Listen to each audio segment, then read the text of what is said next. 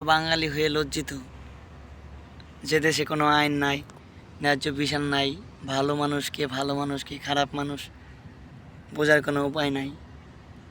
তহিদ আফ্রিদির মতো একজন লোক কতই না কিছু করছে হারুনের সাথে। আমরা সোশ্যাল মিডিয়ায় অনেক উপকার করে, অনেক দান দান করে মনে করি সবাই ভালো। আসলে তারা যে নিজের ক্যারিয়ার অথবা সোশ্যাল মিডিয়ায় টাকা ইনকাম করার জন্য অনেক কিছু করে, সবাই ভাবে না ছেলেটা ভালো, কিন্তু অনেক কিছুই করছে। দেশের আইন ব্যবস্থা ভালো না, যে সরকারে আসুক না কেন কোনো সরকার ন্যায্য বিচার করে না। যারা অন্যায় অত্যাচার করে তাদের প্রতি কোনো খেয়াল, সঠিক বিচার নাই। এমন এক দেশে বসবাস করি, ভালো লোক অনেকেই আছে যারা ন্যায্য বিচার পায় না, অকারণে তারা শাস্তি ভোগ করে।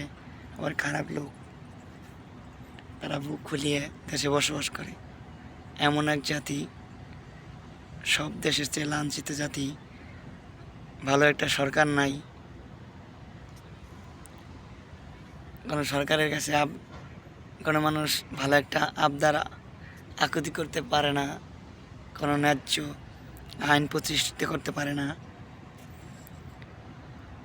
বাংলাদেশে হয়তো বিএনপি, জামাত, এনসিপি নতুন ছাত্ররা হয়েছে, তারা হয়তো দেশ চালাতে পারবে, হয়তো পারবে না, কিন্তু দেশের মানুষের কিন্তু নিশ্চয়তা নাই। কারণ আমরা এমন এক